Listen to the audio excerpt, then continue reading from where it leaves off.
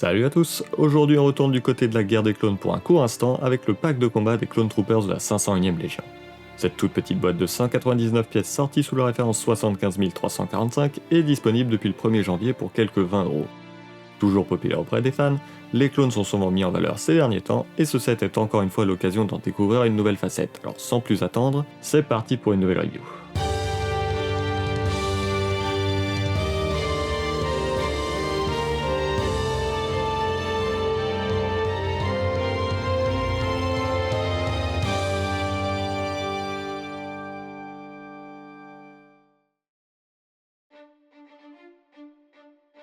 La première chose qui marque, c'est à quel point les références du set sont éparpillées.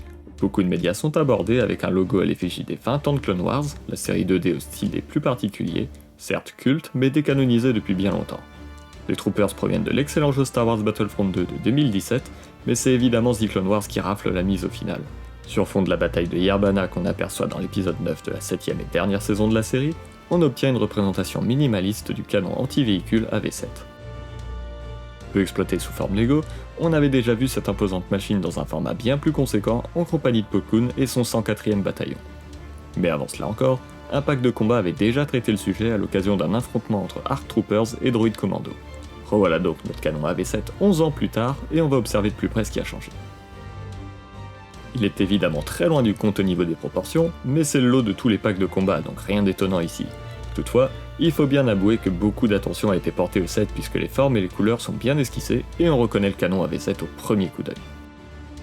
Les pieds sont ceux qui souffrent le plus des limitations du format puisque visuellement il manque les sortes de doigts sur lesquels les pattes reposent, mais celles-ci ont toutefois une forme et un positionnement correct. On pourrait croire que la pièce centrale transparente qu'on retrouve sur de nombreux modèles servirait à soutenir l'ensemble, mais c'est surtout ici une question de solidité. Les jointures des pattes étant horizontales, on pourrait facilement casser un embout en appuyant sur le modèle. La pièce en question étant juste au-dessus du niveau des pattes, elle vient très vite protéger l'ensemble. Le plus gros défaut d'après moi se trouve au niveau du siège qui n'inclut ni le dossier caractéristique du modèle, ni aucune commande alors qu'il aurait été plutôt simple d'en ajouter. Le canon de 2012 avait très bien réussi la chose avec quelques pièces qui auraient pu se retrouver ici. A la place on obtient seulement de quoi asseoir un soldat avec la fameuse pièce qui permet de l'installer sans avoir à le fixer sur des tenons. Le corps de l'engin est reconnaissable avec les touches de rouge, mais surtout grâce aux pièces dentées qui jouent le rôle des réserves à plasma. On se retrouve malheureusement plus avec un carré plutôt que la forme allongée visible à l'écran, mais il est solidement imbriqué sur la base des pattes grâce aux deux pièces avec une barre verticale, ce qui lui permet également de s'orienter un peu d'avant en arrière.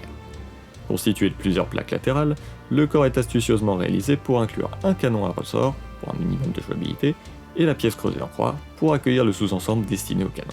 Celui-ci est par ailleurs assez sophistiqué avec un assemblage à base de tubes et de pièces techniques, ce qui offre une forme plutôt semblable au modèle original.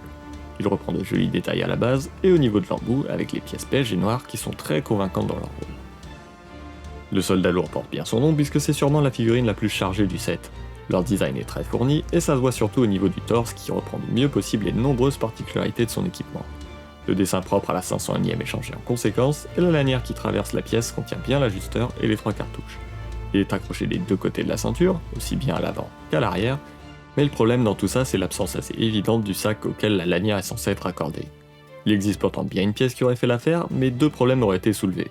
Déjà, la pièce en question aurait caché les détails évoqués, mais aurait également été en conflit avec une autre pièce utilisée pour reproduire le sac à dos du trooper lourd.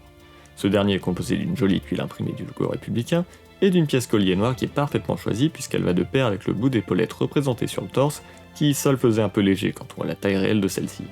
Les jambes sont les mêmes que les soldats classiques, même si tout le tibia est censé être bleu.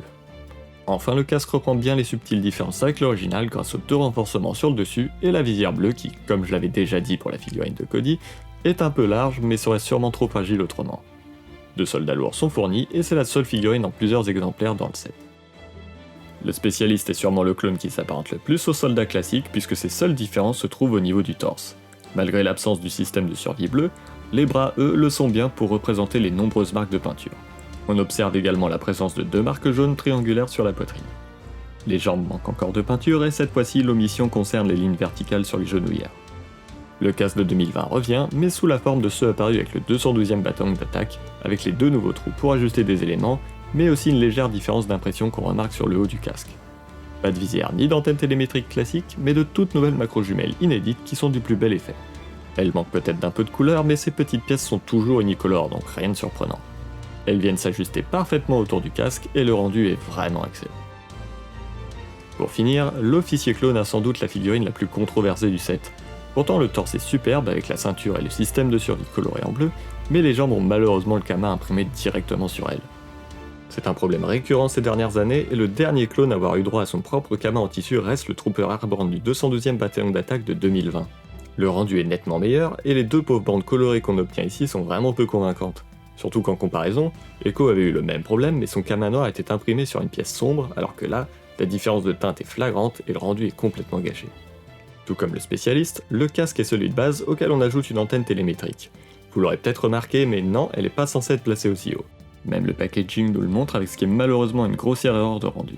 Toutefois, c'est le seul accessoire parmi les trois qui ne profite pas vraiment du positionnement du nouveau trou ajouté au casque l'année dernière. Honnêtement, je trouve que c'est loin d'être grave et que même si l'antenne paraît effectivement un peu haute, ça reste une différence minime de quelques millimètres.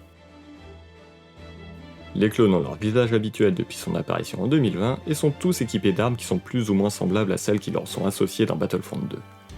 Pas de souci pour l'officier, pour qui le blaster court sied parfaitement, mais c'est un peu moins évident pour les autres. Il y a toujours un léger souci d'équilibrage dans le design des armes, et ce qui est censé être un sniper aux mains du spécialiste a exactement le même look que les fusils DC-15A, qui sont fournis aux clones d'assaut dans les derniers sets qui leur sont dédiés. Les soldats lourds sont équipés de blasters en deux parties qu'on a pu récemment voir aux mains des Dark Troopers. Je cherche encore la ressemblance avec les options données dans le jeu, mais pour être franc, les armes sont rarement d'une fidélité à toute épreuve quand on les compare à celles de la saga, et on retrouve plus ou moins toujours les mêmes pièces assemblées ou non les unes aux autres. Après le carton du set 75280 que beaucoup attendaient déjà des années avant sa sortie, ce nouveau set de clones de la 500e Légion n'est pas vraiment une surprise. Les figurines des clones ont vraiment fière allure malgré quelques petits oublis, et ces nouvelles versions font plaisir à voir, surtout si comme moi vous avez beaucoup joué à Battlefront 2.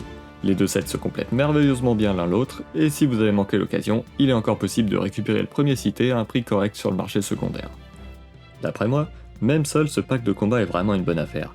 Pour une fois on reçoit une construction plutôt intéressante alors que c'est rarement le cas dans ce genre de set pour être honnête. Entre les speeders génériques et les tourelles miniatures, ce canon AV7 se démarque en reprenant assez fidèlement son inspiration originale, et on remarque, en plus des nouvelles pièces, les progrès des méthodes de construction depuis sa dernière apparition en 2012. Pour des formats semblables, le niveau de détail est par conséquent bien plus poussé ici. Même si au final les packs de combat sont très majoritairement achetés pour leurs figurines, ceux qui n'auront effectivement pas trouvé d'utilité pour ce canon auront à disposition une belle sélection de pièces pour leur propre création. Merci d'avoir suivi cette vidéo, comme d'habitude si ce n'est pas déjà fait, pensez à vous abonner et à liker la vidéo, c'est très important pour me soutenir et faire grandir la chaîne. Sur ce, à bientôt et on se retrouve très vite pour une nouvelle review.